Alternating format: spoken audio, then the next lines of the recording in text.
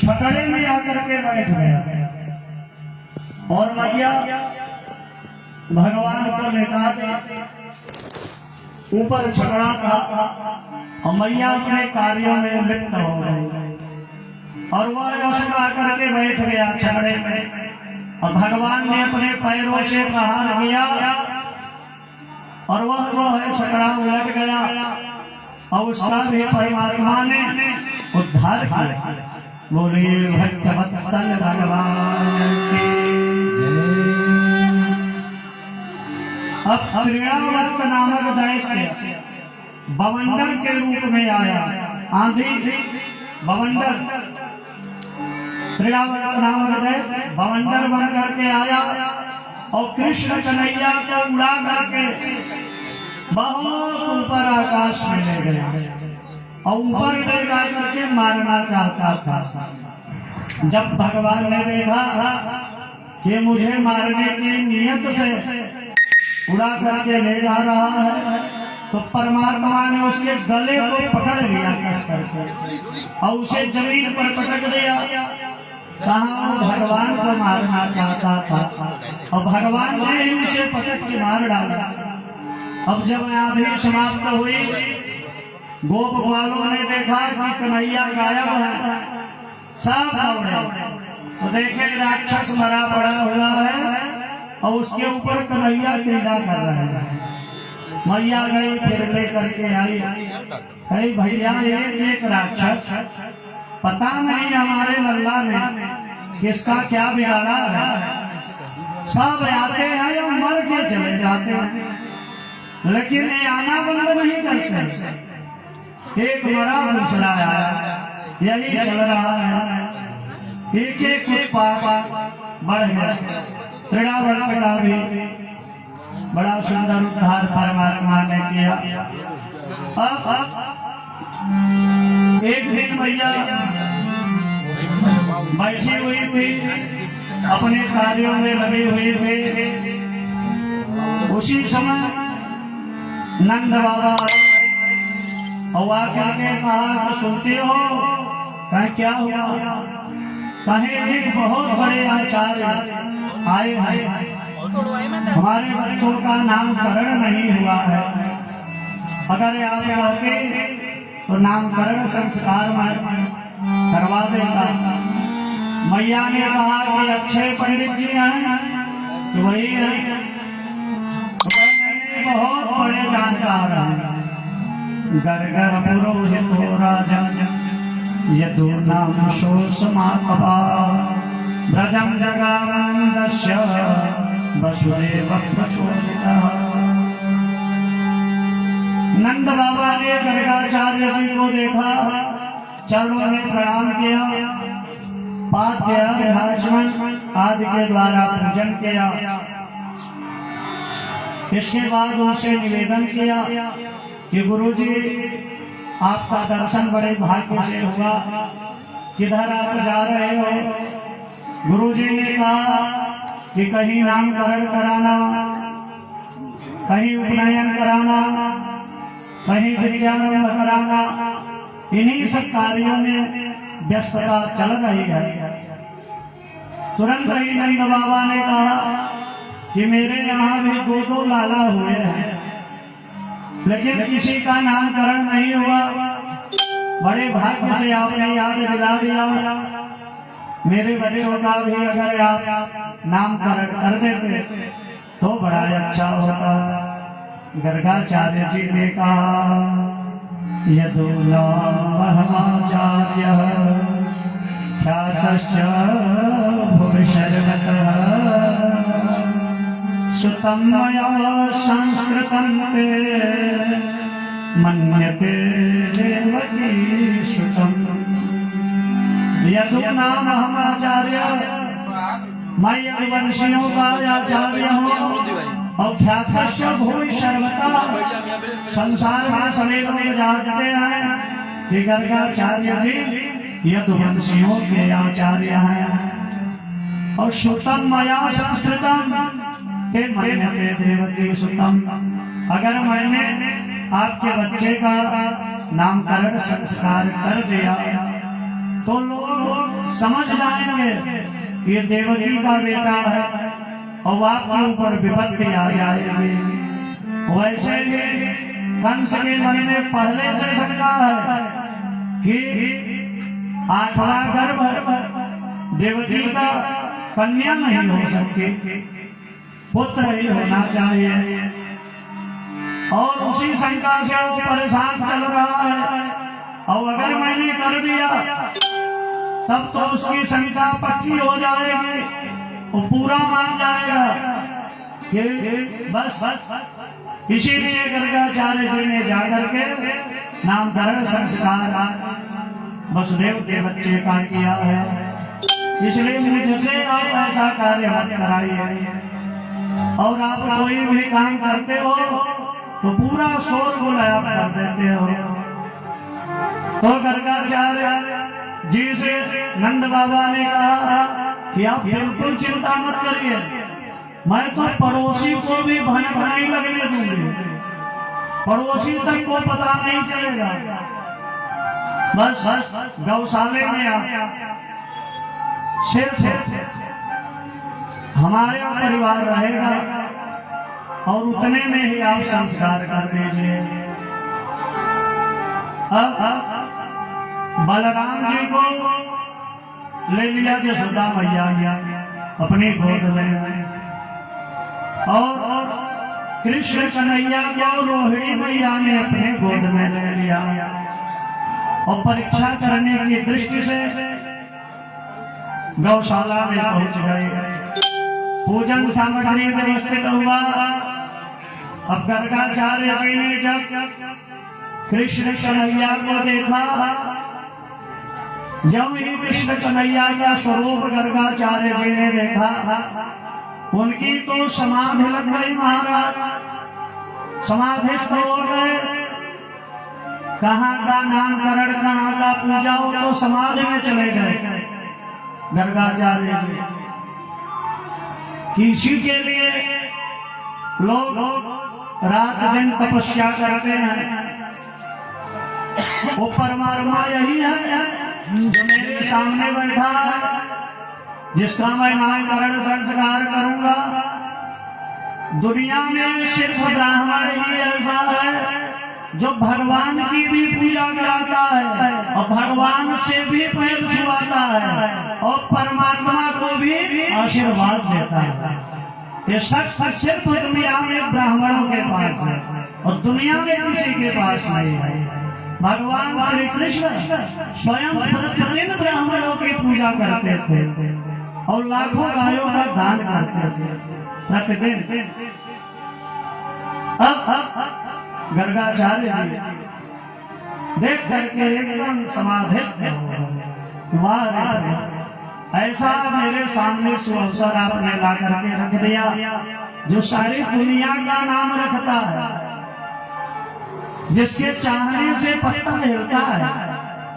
बड़े बड़े वीर जिसके चाहने से चलते हैं, वो परमात्मा मेरी आंखों के सामने बैठा है और इसका नामकरण करने का अवसर मुझे प्राप्त हुआ है। धन्य हो गए गर्गाचार्य जी। मैया ने जोर से कहा कि अरे बाबा जी कुछ नाम हम बताओगे कि ये ध्यान लगा के आप बैठ रहे, बहुत देर हो गई।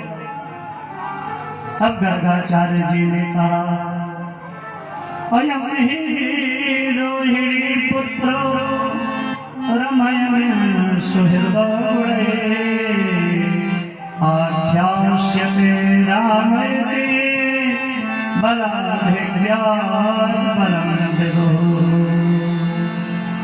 यदो नाम पृथग्भावात् शङ्कर्षणमुसंयुक्ता। अयम ही रोहिणी पुत्रो, बलराम जी की तरफ ने इशारा किया कि ये तो रोहिणी का पुत्र है और रमयन सुहृदो गुड़ई अपने गुरु के द्वारा सभी प्राणियों में रमण करेगा, विचरण करेगा। और वैसे तो इसका नाम राम है, लेकिन बलाधिक्यात् बलं विदो, बल की अधिकता के कारण लोग इसे बलराम के नाम से जाने, इसका नाम बलराम होगा। और जब कृष्ण कन्हैया को देखा, आशनिवररास्त्रयोषस्य गृहणो नियुगं तनो शुक्लोरकृष्णथा पीता इदानीं कृष्णतां गता। ये जिसे देख रहे हो आप लोग, विविध प्रकार के वर्णों को इन्होंने धारण किया है। कभी शुक्ल वर्ण और कभी रक्त वर्ण और कभी पीत वर्ण, और इस बार इदानीं कृष्णतां गतः, इस बार कृष्ण वर्ण में आए हैं, इसलिए इनका नाम कृष्ण कन्हैया होगा। आगे गर्गाचार्य जी ने कहा, बहूनि सन्ति नामानि रूपाणि च सुतस्यते। आपके बच्चे के एक नाम नहीं, बहूनि नामानि सन्ति, बहुत से नाम हैं आपके पुत्र के। गुण कर्मान् रूपाणि तान्यहं वेदो जना। इसके गुण और कर्मों के द्वारा अनेक नामों से जाना जाएगा। और कौन कौन से नाम बताए? आइए, परमात्मा के नाम कौन कौन से आए? सब ने अपना अलग अलग नाम बताया। आइए हम लोग देखेंगे और कौन कौन से नाम। कोई कहे गोविंदा, कोई गोपाला, कोई कहे गोविंदा, कोई गोपाला, कोई कहे गोविंदा, कोई गोपाला, कोई कहे गोविंदा, कोई गोपाला। मैं तो कहूँ सांवरिया बांसुरिया वाला, मैं तो कहूँ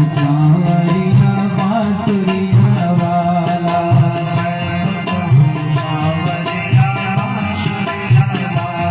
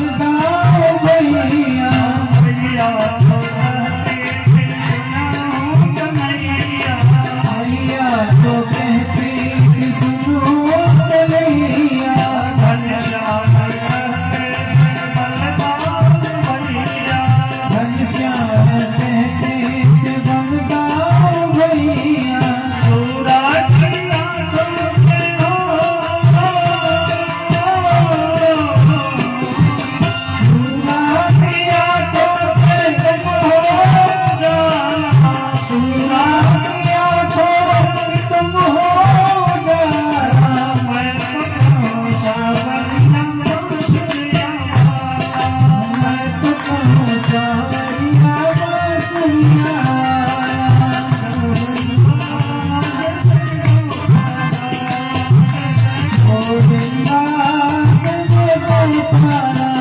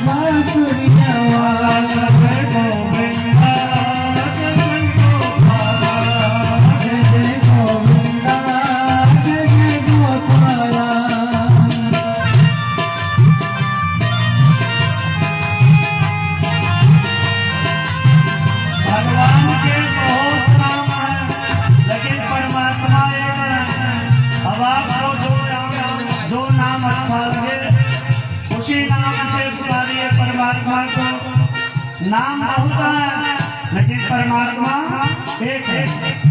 जो नाम अच्छा लगे उसी नाम से परमात्मा को पुकारिए, उसी से आपका काम हो जाएगा। अच्युत जो भेष फिर के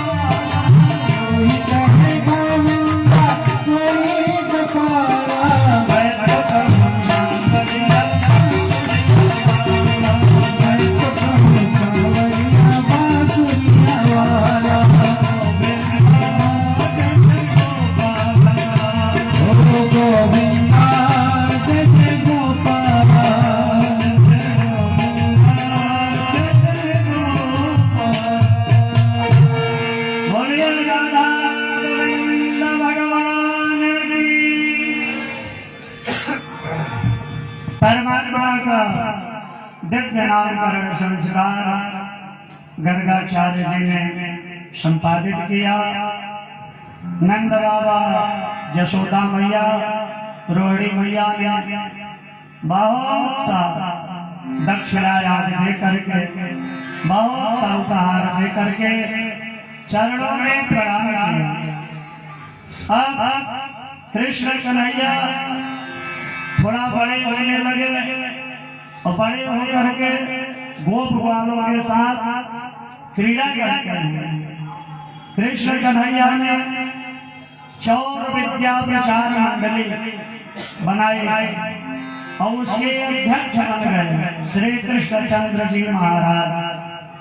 और अपनी अवस्था के बच्चों को इकट्ठा कर लिया और इकट्ठा करके कहा कि भैया बछड़ा बछड़ी गैया हम लोग चराएंगे और माखन दूध मट्ठा ये सब जो होगा हम लोग ही खाएंगे।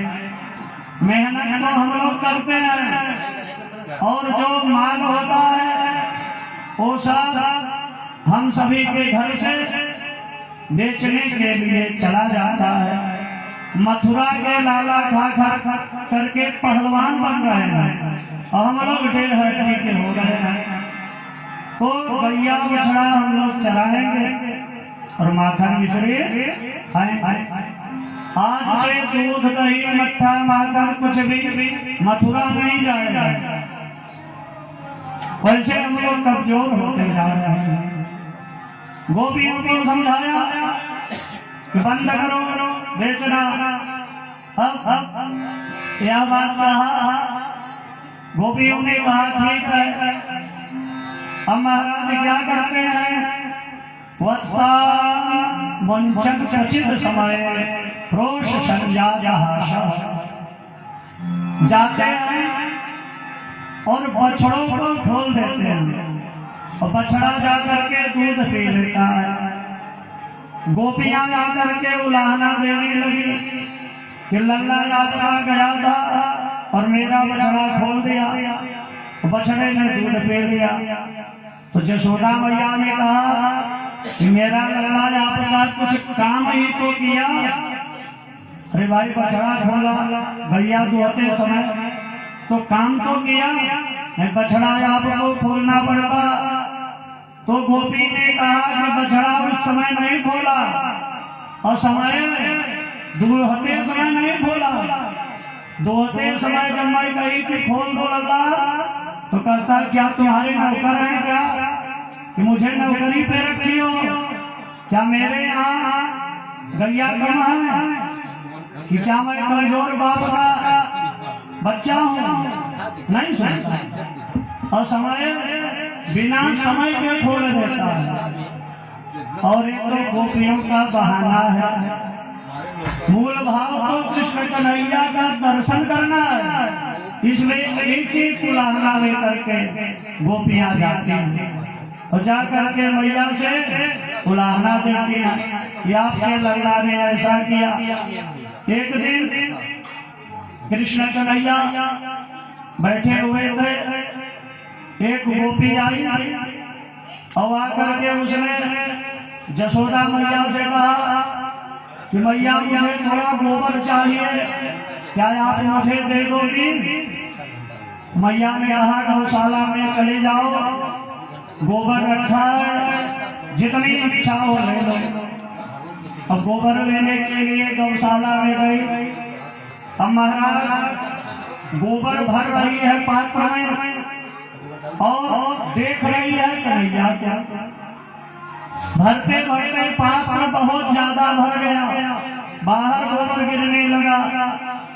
देखी तो बहुत हो गया था, चूंकि दृष्टि कन्हैया पर है और हाथ काम में लगा है। अब कन्हैया को बुलाया कि कन्हैया थोड़ा मेरा सहारा कर देते तो उठ जाता। कन्हैया ने कहा कि तेरा नौकर है क्या कन्हैया, क्या उठाएगा? तो अपना अपने से उठाओ। अब उसने कहा कि भैया तू उठा दो, मैं तुझे माखन खिलाऊंगी। कहा ठीक है, माखन खिलाओगी तो चलो उठा देते हैं। अब कन्हैया ने उठा दिया। गोबर लेके चली गई, दोबारा फिर आई, फिर कन्हैया से उठवाया, फिर कन्हैया ने उठाया। अब उसको उठवाने में कन्हैया से आनंद आने लगा। कन्हैया ने कहा कि कितनी बार तू आओगी, इसका हिसाब कैसे होगा कि कितना माखन का गोला खाना है। तो गोपी ने कहा कि जितनी बार तुम उठाओगे उतनी बार तेरे गाल पे मैं गोबर लगा दूंगी, जिससे हिसाब हो जाएगा बाद में। अब महाराज जितनी बार उठाते हैं उतनी बार गोबर से वो टीका लगा देती है। अब पूरा शरीर में गोबर का टीका लगवा दिया कन्हैया ने। मैया आई देखी तो गोबर से सना हुआ पूरा। मैया ने डंडा उठाया, मैया नहलाने लगी। कन्हैया हाथ जोड़ रहे हैं मैया। मैया ने कहा क्यों? सारा हिसाब पानी में बह जाएगा। कन्हैया ने कहा कि सामान्य में पूरा हिसाब है इसमें, और अगर मैया आपने नहलाया तो सारा हिसाब पानी में चला जाएगा। मैया ने नहलाया तो कन्हैया एक एक क्रीड़ा इस प्रकार से करते रहे। एक दिन कृष्ण कन्हैया ने थोड़ी सी मिट्टी अपने मुख में रख लिया और बरदाऊ जी ने देख लिया और देख करके बताया कि मैया कन्हैया ने मिट्टी खाई है। कन्हैया मुंह में रखे हुए थे मिट्टी का ढेला। पूछा कि क्यों रे कन्हवा, तूने मिट्टी खाई? कन्हैया ने कहा इस प्रकार से बोलने लगे। मैया ने जब कहा मुख खोल के दिखाओ, तो मुख खोला तो मिट्टी का ढेला तो गायब था और सारा ब्रह्मांड का दर्शन मैया ने कृष्ण कन्हैया के मुख में किया। चरण राजन अस्थावर जड़ जंगम, और उसी में गोकुल वृंदावन मथुरा सारा अखिल ब्रह्मांड साफ देखा मैया ने। और कन्हैया के मुख में देखा कि बगल में मैया बैठी है और उसी में कन्हैया मुख में ही बैठे हैं। ऐसा जब देखा मैया ने, मैया आंख बंद कर ली। कन्हैया ने अपनी माया को छीन लिया, वापस कर लिया। पूछा मैया से कि मैया क्या देखा तुमने? भैया मुझे तो बड़ा गड़बड़ दिखाई दे रहा था। कन्हैया ने कहा बूढ़ी हो गई हो इसलिए आंख थोड़ा गड़बड़ है। ऐसा कुछ नहीं है मैया, देखो क्या है मुख में। देखी तो कुछ नहीं। भगवान ने अपना शिला स्वरूप मैया को नहीं दिखाया, न किसी को पता होने दिया। नंद और यशोदा दोनों ने पूर्व जन्म में द्रोण और धरा के रूप में कठिन तपस्या किया था और तपस्या के परिणाम स्वरूप परमात्मा प्रसन्न हुए। तब पुत्रवत प्यार के लिए प्रार्थना किया कि पुत्रवत प्यार करने का अवसर मुझे प्राप्त हो। ब्रह्मा जी ने कहा कि ऐसा होगा और इसी कारण से बाल्यावस्था का सुख दोनों को प्राप्त हुआ। बोलिए भक्तवत्सल भगवान के।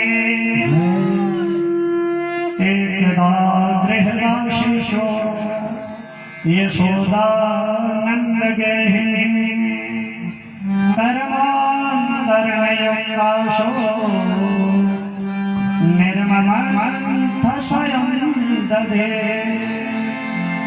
एक बार मैया दासियों को सारे कार्यों में लगा करके दही उतने के लिए स्वयं बैठ गई।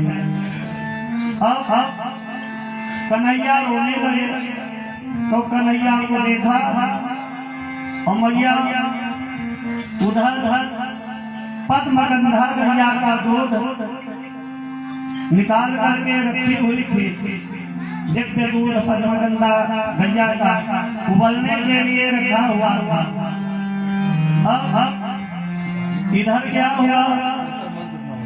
इधर कृष्ण कन्हैया जब रोने लगे तो कन्हैया को गोदी में उठा लिया और उठा करके दूध पिलाने लगी। कन्हैया ने पूछा कि भैया तुझे दूध प्यारो है या पूत प्यारो है? तो मैया ने कहा मुझे पूत प्यारो है, लल्ला दूध नहीं प्यारो है। मन में आया कि थोड़ा सा पूछ लो। कहा नहीं, मुझे तो अपना लल्ला प्यारा है, मुझे दूध दही नहीं प्यारा है, लल्ला प्यारा है। और क्यों ये भगवान ने आदेश किया और जो दूध रखा था अग्नि पर उबलने के लिए, महाराज उस दूध में उबाल आ गया। और जब ही उबाल आया दूध में, मैया ने कन्हैया को जमीन पर उतार दिया और दूध बचाने के लिए दौड़ पड़ी। कन्हैया समझ गए कि मैया ने अभी कहा था कि पूत प्यारो है, दूध नाही प्यारो है। और तुरंत मैया दूध के पीछे बढ़ गई और अभी अभी कही कन्हैया और तृप्त रह रहा और परमात्मा का एक नाम और तृप्त बढ़ गया। बोलिए तृप्त भगवान की। परमात्मा और तृप्त रह रहा। कन्हैया को बड़ी गुस्सा लगी, क्रोधित हो गए कन्हैया और जा करके बासी माखन रखा हुआ था, उसी माखन को खाने लगे। बासी माखन खा के खाने हुए बहुत से पात्रों को फोड़ दिए, जो बहुत पुराने पात्र रखे हुए थे, मटके कटोरे सब को कन्हैया ने तोड़ फोड़ दिया और बासी मक्खन स्वयं खा रहे हैं और बंदरों को भी खूब लुटा रहे हैं। परीक्षित ने पूछा कि बंदरों को क्यों लुटाया? कहे राम जन्म में परमात्मा ने बंदरों की अच्छे से सेवा नहीं किया था, इसी कारण से आज मौका मिला तो बंदरों को खूब मक्खन दही खूब खिला रहे हैं। कि उस बार को जंगल में भेंट हुई थी, मेरे पास कुछ था नहीं और इस बार बहुत कुछ है, खूब खाओ, खूब खिलाया। मैया ने जब देखा कि पात्र फूटे हुए हैं और कन्हैया को देखा तो बासी मक्खन खा रहे हैं और बंदरों को भी फेंक करके खूब खिला रहे हैं। मैया ने कहा एक तो वृद्धावस्था में बच्चा हुआ और एक कोई लड़का बच्चा है, बिगड़ जाएगा, इसलिए मैया ने एक छड़ी लिया हाथ में और लेकर के कन्हैया को पकड़ना चाहा। अब कन्हैया आगे आगे दौड़ लगा दी और पीछे पीछे मैया और आगे आगे कन्हैया। ब्रह्मा आदि देवता आसमान में खड़े होकर के इस दृश्य को देख रहे हैं। विवाह विधाता जिस परमात्मा को पाने के लिए लोग क्या क्या करते हैं, आज उस परमात्मा को मैया छड़ी करके दौड़ा रही है। क्या संयोग है, बड़ा सुंदर दर्शन देवताओं ने किया। मैया दौड़ाते दौड़ाते थक गई। कन्हैया से कहा रुक जाओ, नहीं पाऊंगी तो बहुत मारूंगी। मैया जब पसीना बहने लगा, कृष्ण कन्हैया ने कहा कि भैया मुझे तेरे छड़ी से बहुत डर लगता है, छड़ी फेंक दो, मैं तुरंत तेरे पास आ जाऊंगा।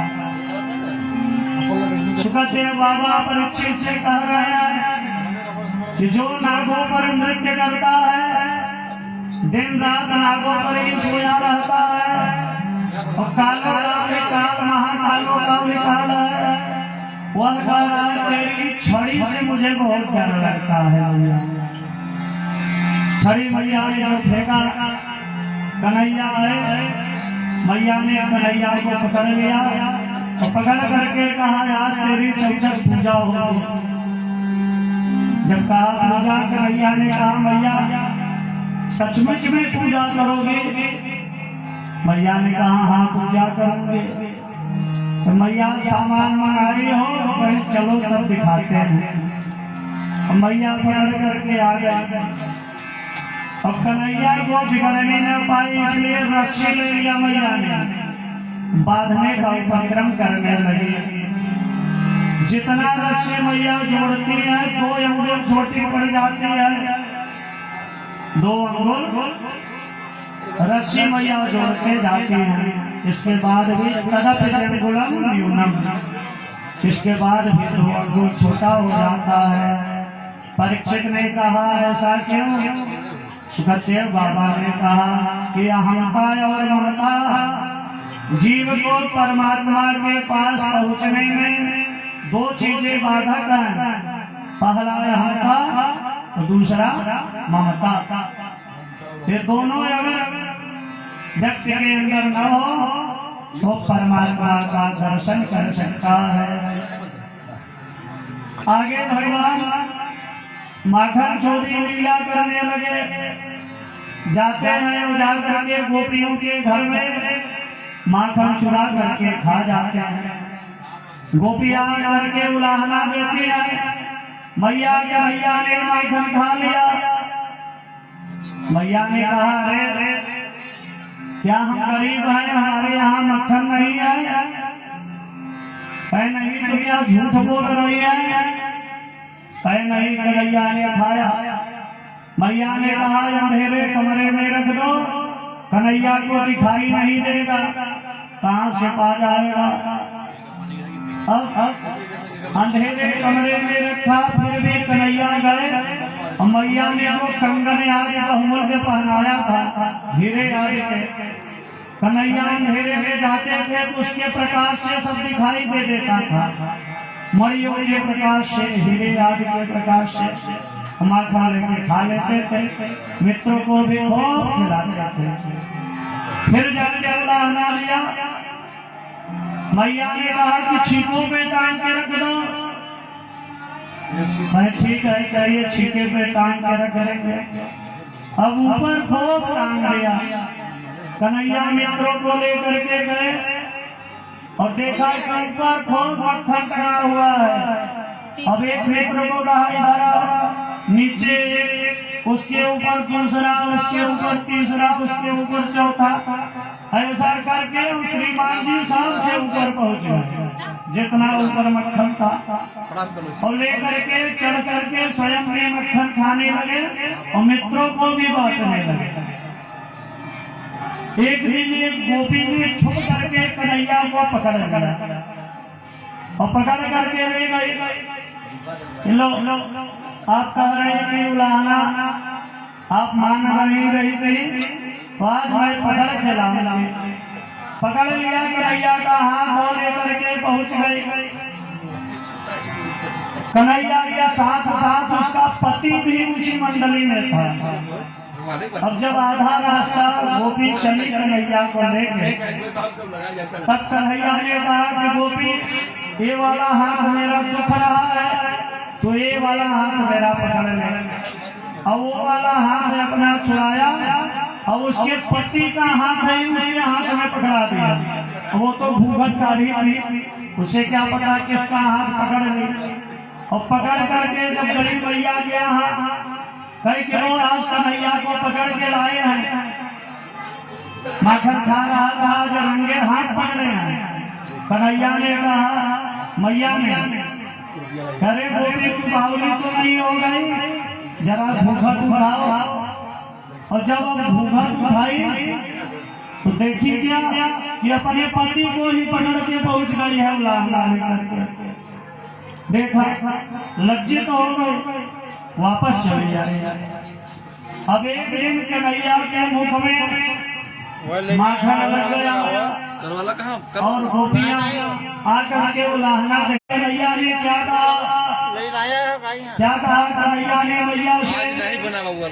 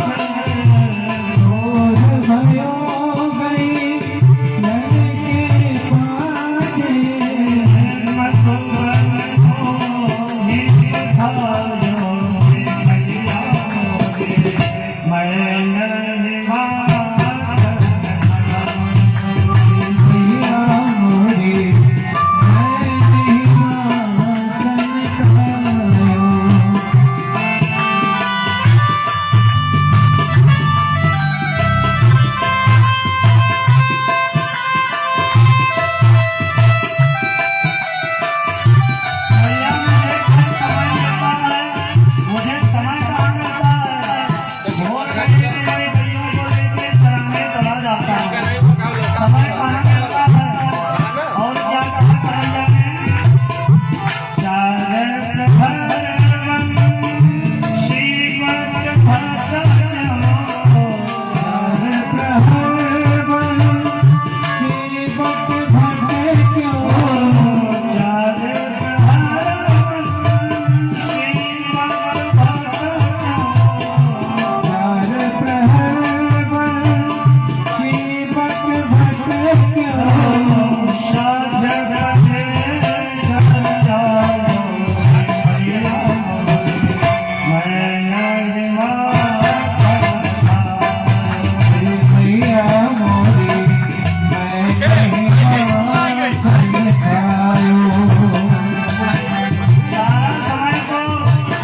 गैयों की सेवा में भी चला जाता है भैया, समय कहाँ मिलता है।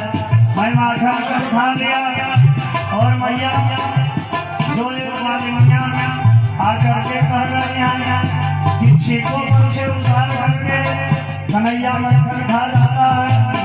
मैया मैं कैसे छीको पर से मक्खन पाऊंगे? क्या कहा कन्हैया ने मैं बालक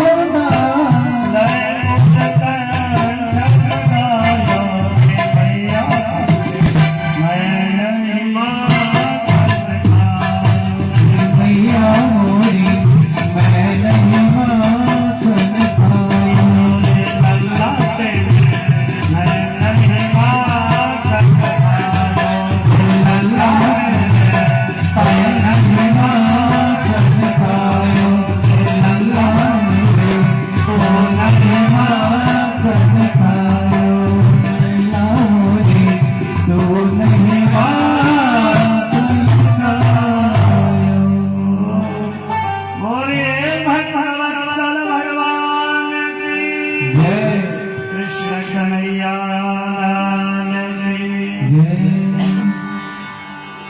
एक लीला परमात्मा की दिव्य लीला, जिसका श्रवण, जिसका दर्शन, जिसका स्मरण जीव के पाप ताप संतापों को तत्क्षण नष्ट कर देता है। भगवान ने आगे यमलार्जुन का उद्धार किया। मैया ने नल कुंवर और मणिग्रीव, एक कुबेर के दोनों लाडले लड़के थे। एक दिन मैया ने कन्हैया को उखल में बांध दिया और कन्हैया ने मन में विचार किया कि मुझे कुबेर के दोनों लाडले लड़कों नल कुंवर और मणिग्रीव का उद्धार करना है।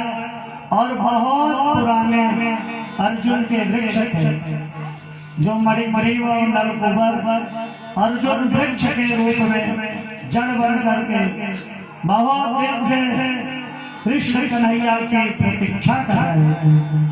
आज परमात्मा मूसल को घसीटते हुए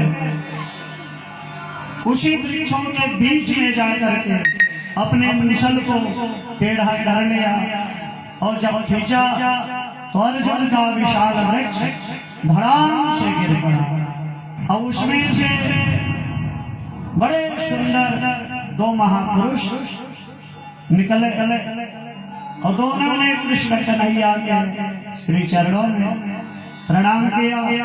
भगवान ने पूछा कि तुम दोनों कौन हो?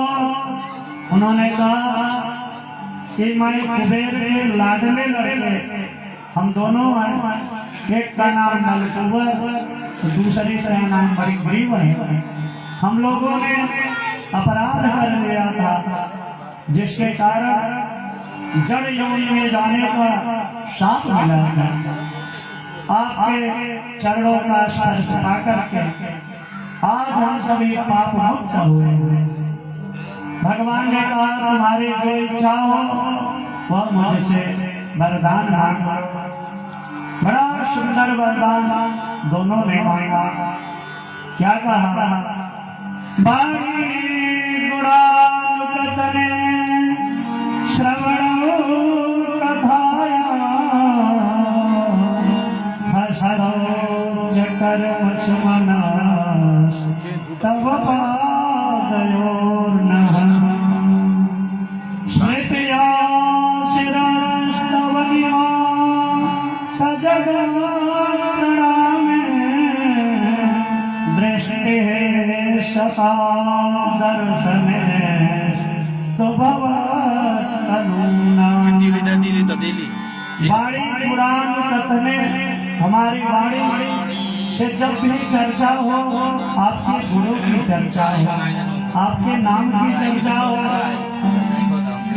श्रवण कथाया, हमारे कान जब भी कुछ सुने आपकी कथा को सुने, हमारे कान निरंतर आपकी कथा सुनने में व्यस्त रहे, आपके नाम सुनने में व्यस्त रहे।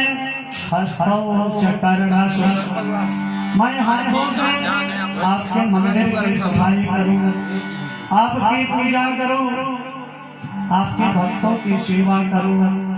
मनस्तव पादयोर्नः, और हमारा मन आपके चरण कमलों का निरंतर ध्यान करे। मन कहीं भटकने न पाए। ओ स्मृत्या शिरस्तव निवास जगत् प्रणामे, हमारा सर आपके सामने, आपके भक्तों के सामने निरंतर झुका रहे महाराज।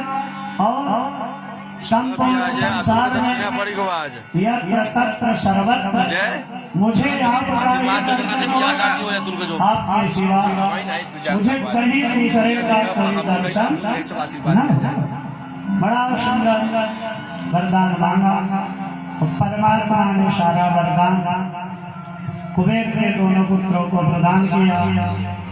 दोनों ने चरणों में प्रणाम किया और परमात्मा से विदा आवत है ना ऐसे तो आप 500 को सब अपने भाई कहते कब भाई हटा गृह चल बोले भाई भगवान भगवान की गोपियों ने आकर के देखा तो विशाल वृक्ष गिरा हुआ है। नंद बाबा ने फल से कृष्ण कन्हैया को छोड़ा और यशोदा मैया से कहा कि बताओ कैसे कैसे बुढ़ाई में एक लल्ला हुए हो और आप कभी रस्सी से बांध देते हो, कभी मिशन से बांध देते हो, ऐसा आप करते हो, ये उचित नहीं है। इस प्रकार से मैया को समझाया। मैया ले गए और ले जा करके मैया ने स्नान आदि कराया, गैया के पीठ से फिर झाड़ा दिया। एक दिन की बात थी, एक फल बेचने वाली आई और आकर के जोर जोर से चिल्लाने लगी, फल ले लो, फल ले लो, ऐसा चिल्लाने लगी। अब यह आवाज कन्हैया के कानों तक पहुंची। खराब नहीं दिखा। कन्हैया ने थोड़ा सा अपने हाथों में अनाज भरा और अनाज लेकर के महाराज चल दिए फल खरीदने के लिए। जाते जाते रास्ते में सारा अनाज तो बिखर गया, वही 2-4 दाना बचा रहा। वही लेके कन्हैया फल वाले के पास पहुंचे और उसकी टोकरी में डाल दिया और फल वाली ने फलों से भगवान के हाथों को भर दिया। अब अपनी टोकरी उठा के चल दी। भगवान की कृपा से उसकी टोकरी सोने चांदी हीरे मोती जवाहरात आदि अमीर अमूल्य रत्नों से भर भर ऐसे दीनवत्सल भगवान कृष्ण कन्हैया के अलावा और दूसरा कौन है। ऐसे परमात्मा के श्री चरणों में हम सभी प्रणाम करते हैं। अब अनेक प्रकार के धीरे धीरे उत्पात गोकुल में हो रहे हैं, तो गोपों ने नंद बाबा से सलाह किया कि क्या किया जाए।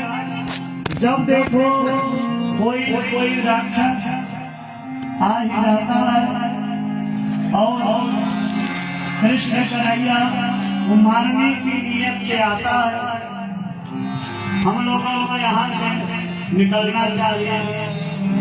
आपस में विचार करने लगे। इसी बीच परमात्मा एक दिन गैया को चरा रहे थे। बकासुर नामक बकुला आया और कृष्ण कन्हैया को निकल गया। कृष्ण कन्हैया ने जब देखा ये बकुला मुझे मार डालेगा, तो बड़ी फुर्ती से कन्हैया ने अपने शरीर को बढ़ाया और उसका चोच चीर डाला और बकासुर का भगवान ने उद्धार किया। बोले भगवान भगवान अब गोपों ने कहा कि भैया यहाँ नहीं रहना चाहिए, तो कहे कहाँ चलना चाहिए। बगल में ही वृंदावन है, बड़ा सुंदर वन है। वनम वृंदावनम नाम पसर्प्यम नवकाननम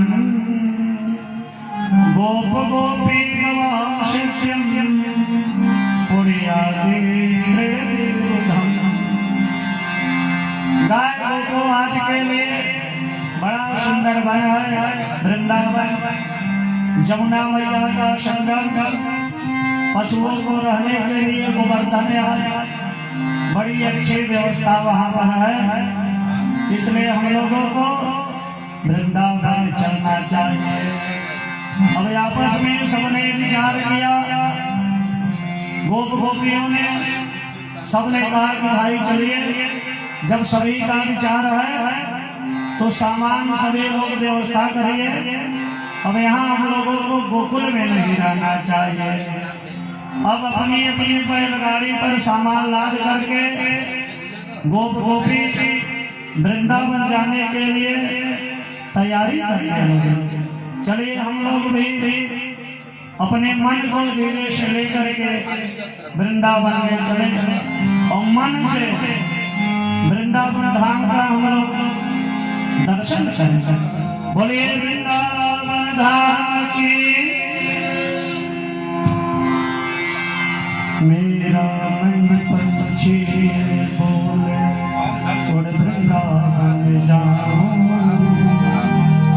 मेरा मन पंछी बोले उड़ वृंदावन जाऊं, ब्रज की लता पताओं में से राधे राधे नाम।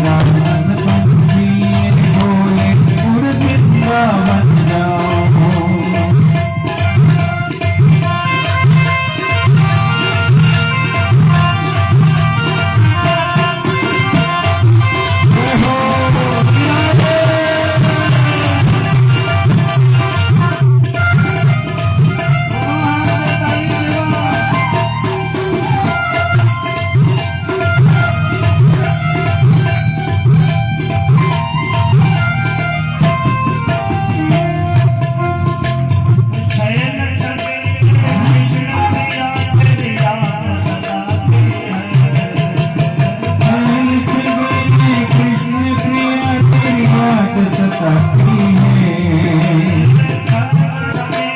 कृष्ण प्रिया प्रिया सताती है। वो चैन छबीली कृष्ण प्रिया तेरी याद सताती है।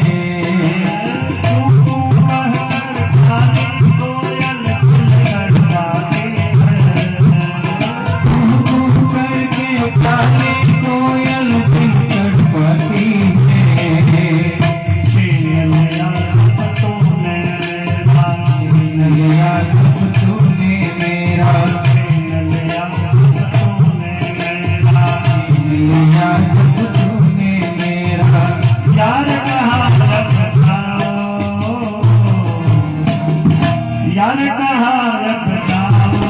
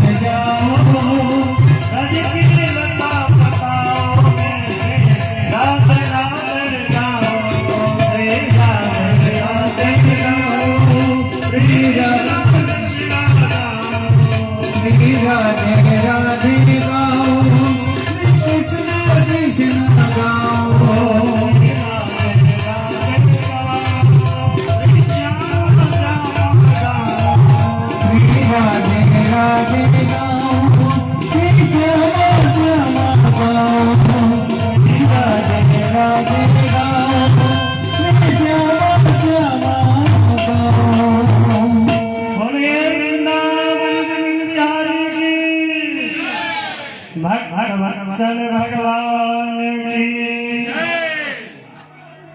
वृंदावन में गोपों को लेकर के नंद बाबा पहुंच गए। वहां पर जितने भी गोप गोपी हैं वृंदावन की शोभा देखा, बहुत अच्छा लगा। वृंदावन में जमुना मैया, गोवर्धन महाराज गायों को चरने के लिए बढ़िया हरी हरी घास, पीने के लिए निर्मल जल, बड़ा सुंदर लगा गोप गोपियों को। सब बड़ी प्रसन्नता के साथ वृंदावन में रहना शुरू किए। एक दिन कृष्ण कन्हैया ने कहा कि गायों को लेकर के चलिए हम लोग चराया जाए। चाय पी लो। अब गाय और बछड़ों को लेकर के चल दिए चराने के लिए। और इधर जो अघासुर आया और आकर के उसने जो है अपना मुख फैला लिया। नीचे का भाग जमीन में और ऊपर का भाग बादलों से छूने लगे। अब कृष्ण कन्हैया मित्रों से कहे कि भैया गायें तो चल रही हैं, चलिए कहीं पर चल करके हम लोग थोड़ा सा कलेवा कर लें। कलेवा करने के लिए अपना जो कलेवा लेके गए थे सबने ले लिया और लेकर के पहुंच गए। देखा बड़ी सुंदर गुफा, अजगर का मुख दिखाई दिया गोपों को। गोपों ने कहा कि भैया हम लोग अभी यहाँ पर आए हैं, ऐसी गुफा कभी हम लोगों ने देखी नहीं। चलिए इसी गुफा में चल करके हम लोग कलेवा कर लेंगे। अजगर के मुख में जितने भी बाल बाल घोषणा करके उसकी जीभ पर जब दौड़ते हैं तो मुलायम प्रतीत होता है। गोपों ने कहा कि भैया लग रहा है इस गुफा में बहुत बड़े तपस्वी रहते हैं और जाने के लिए गद्दी बिछी हुई है कि जो भी भाई भाई गद्दी से होकर के जाए। इतना मखमली गद्दी लगा है। आगे जाने लगे तो आगे जब गए तो अजगर के बड़े बड़े दांत नुकीले दिखाई पड़े। कहे भैया ये खूंटी किस लिए है? मित्रों ने कहा खूंटी इसलिए है कि जो सामान लेके आओ खूंटी पे टांग करके तब महात्माओं का दर्शन करने जाओ। तो सामान यहीं पे चलो टांग दिया जाए। और सारे मित्रों ने जो कलेवा लिया था सब अजगर के दांतों में टांग दिए और आगे बढ़ने लगे। कृष्ण कन्हैया लाल की जयकारा बोलते हुए बढ़ने लगे। एक ने कहा कि भैया मुझे तो कुछ गड़बड़ लग रहा है। तो एक ने कहा कि भैया कुछ गड़बड़ होगा तो पूतना का उद्धार करने वाला मेरा कृष्ण कन्हैया पीछे ही है। अब कृष्ण जी सोचने लगे कि इन लोगों को अजगर भी गुफा प्रतीत हो रही है हमारे मित्रों को कि अजगर के मुख में चले जा रहे हैं और लग रहा है गुफा है। तो जब सारे मित्र चले गए, अभी तक अजगर ने अपना मुख बंद नहीं किया अगासुर ने। और जब कृष्ण कन्हैया जब उसके मुख में प्रविष्ट हुए तब उसने अपना मुख बंद कर दिया। बड़ी फुर्ती से कृष्ण कन्हैया ने अपने शरीर को बढ़ाया, बढ़ा करके अजगर का मुख फाड़ डाला, अजगर का उद्धार किया और अपने मित्रों को जो मर गए थे सबको अपनी अमृत भरी दृष्टि से फिर से जीवित कर दिया। बोले भक्तवत्सल भगवान की। एक दिन भगवान अपने मित्रों के साथ गायों और बछड़ों को चरा रहे थे और कलेवा करने के लिए गाय बछड़े थोड़ा दूर चले गए थे। मित्रों से कहा कि आइए हम लोग बैठ करके आपस में भोजन कर लेते हैं। अब चलो भाई सभी लोग अपना अपना सामान निकाले और हम लोग भोजन करेंगे। मित्रों से कहा कि सामान निकालो, तो सबने अपना अपना सामान निकाला। कोई दही लाया था, कोई मट्ठा लाया था, कोई पूरी लाया था, कोई खिचड़ी लाया था, कोई सेवई लाया था। इस प्रकार जिसके पास जो था सबने निकाला। सब एक दूसरे को खा रहे हैं, खिला रहे हैं, कोई भेदभाव नहीं। कन्हैया ने कहा तू क्या लाया है मधुमंगल? मधुमंगल ने कहा मैंने खिचड़ी लाया है। थोड़ा सा खिचड़ी मधुमंगल खाया, इसके बाद खिचड़ी जो थी छीन करके कन्हैया खा गया। अब मट्ठा श्रीदामा ने पिया, पी ही रहा था। कन्हैया ने देखा कि सारा मट्ठा पी जाएगा, उसके मुख से छीना और स्वयं जो बचा था पी लिया। अब आकाश में ब्रह्मा आदि देवता जितने हैं देखने लगे। ब्रह्मा जी को मोह हो गया कि वही परमात्मा है।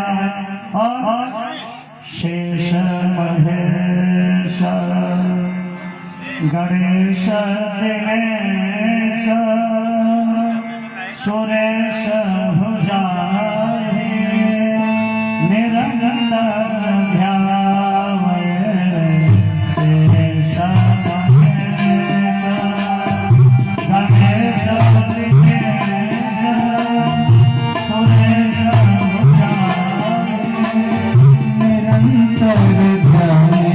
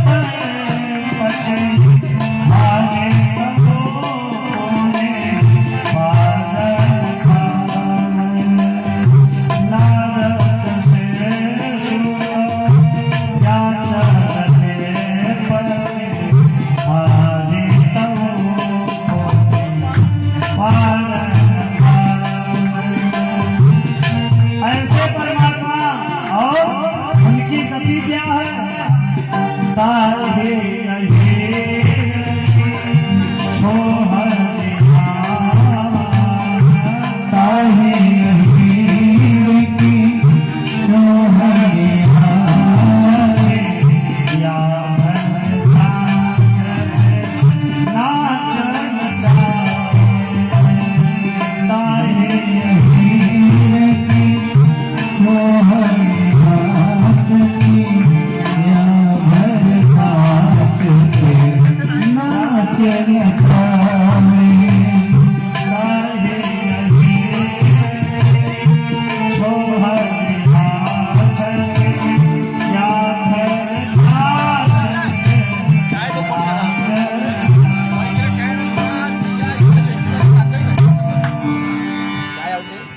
अहीरों की कन्याएं कहती हैं कि कन्हैया जरा ठुमका मार दो तुझे मैं ताजा ताजा माखन खिलाऊंगी, ताजा ताजा मट्ठा खिलाऊंगी। और कन्हैया मट्ठा और माखन पे ठुमका मारते हैं। एक गोपियों का प्रेम है, एक गोपियों का प्रेम है, इतना प्रेम गोपियों से परमात्मा का। अब ब्रह्मा जी को मोह हो गया कि वही परमात्मा है जो ये झूठा मुर्गा छीन करके खा रहा है, इसकी परीक्षा लेनी चाहिए। ब्रह्मा जी आए और बछड़ों और गायों को ले लिया और लेकर के गायब हो गए, छिपा दिया। अब कन्हैया ने देखा कि बछड़ा और गाय दिखाई नहीं दे रहे हैं, तो मित्रों से कहा कि आप लोग भोजन करो, मैं गायों बछड़ों को देख करके आता हूँ। अब कन्हैया जब गायों बछड़ों को देख रेख के लिए गए तो इधर ब्रह्मा जी आए और जितने भी गोप ग्वाल थे सब को ले लिया, उनको भी लेकर के गायब कर दिया। अब जब कृष्ण भगवान आए तो उन्होंने देखा कि न तो गाय बछड़ा है और न तो मित्र है ग्वाल बाल, कोई दिखाई नहीं दिया। तब भगवान ब्रह्मा जी की सारी लीला समझ गए कि ब्रह्मा जी की सारी करतूत है।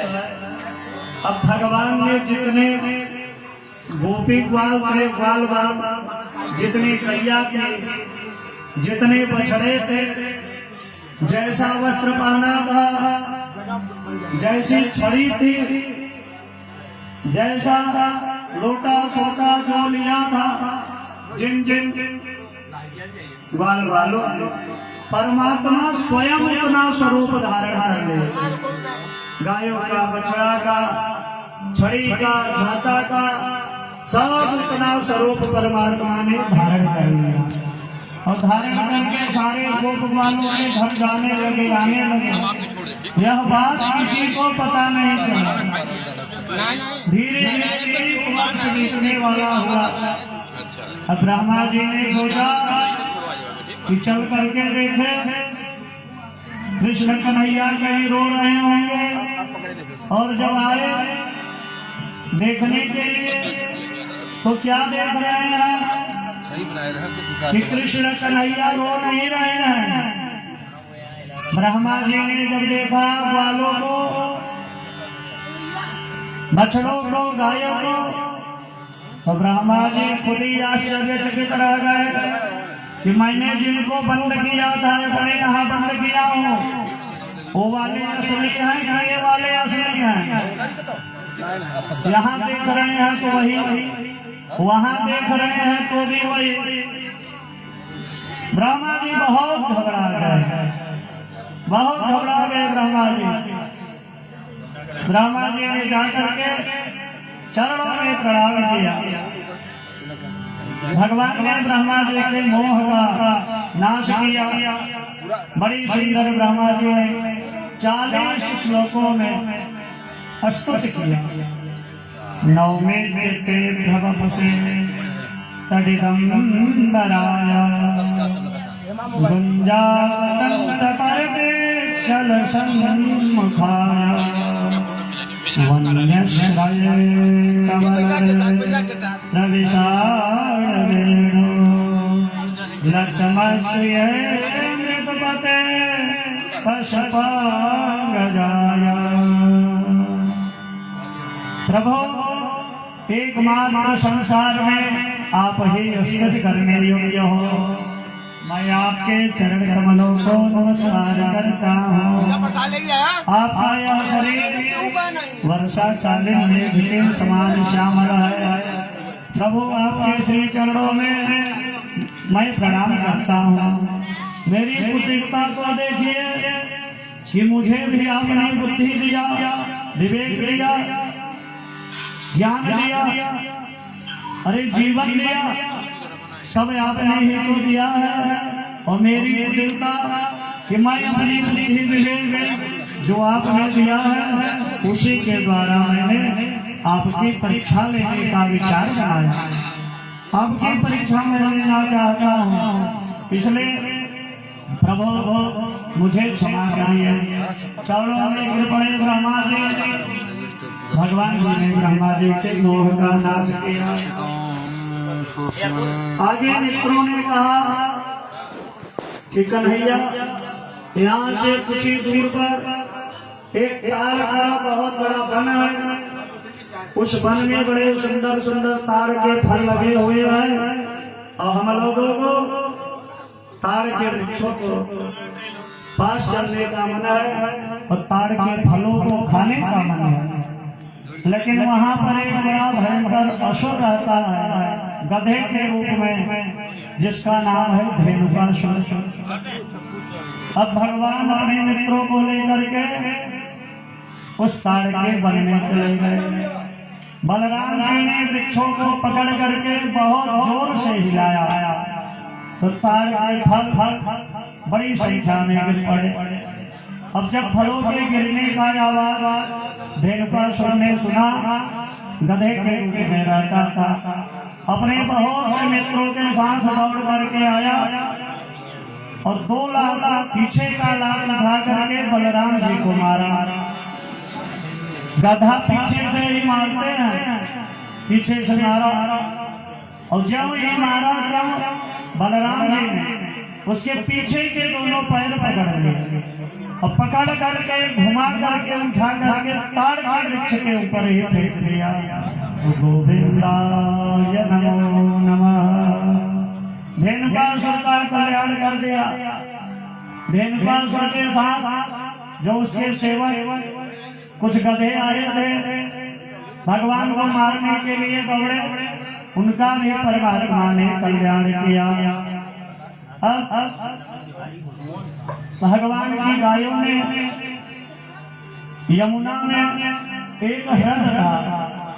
उस हृद में काली नाग रहता था।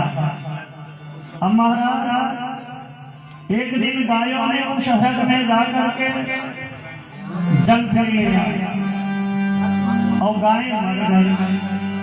कृष्ण कन्हैया को पता चला कि यमुना जी के कुंड में काली नाग रहता है और उसका जहर इतना ज्यादा फैला हुआ है कि जिससे जो भी जीव जल पीता है वो मर जाता है। ऊपर से पक्षी जाते हैं, उसकी जहर की लपटों से पक्षी उस हृद में गिर जाते हैं और वो भी समाप्त हो जाते हैं। तो आज बलराम भैया साथ में नहीं थे। कन्हैया मित्रों को लेकर के अकेले ही निकल गए और उन्होंने विचार किया कि अब मुझे काली नाग को यहाँ से हटाना है। और महाराज कदम के वृक्ष पर चढ़ गए और चढ़ करके उस कुंड में कूद पड़े यमुना जी के। जब कूदे तो यमुना जल में बड़ा हलचल हुआ। हलचल जब हुआ तो काली नाग को पता चला और काली नाग बड़ी वेग से दौड़ा और दौड़ करके काली नाग ने कृष्ण कन्हैया को जकड़ लिया, पकड़ लिया और कृष्ण कन्हैया बड़ी फुर्ती से उछल करके काली नाग के फड़ पर सवार हो गए और फड़ पर सवार हो करके काली नाग के फड़ पर ही परमात्मा नृत्य करने लगे। बड़ा सुंदर काली नाग के फलों पर भगवान नृत्य कर रहे हैं। जैसे काली नाग की 101 फल है, जिस फल को काली नाग उठाता है भगवान को डसने के लिए, उसी फल पर परमात्मा अपना पैर रख देते हैं।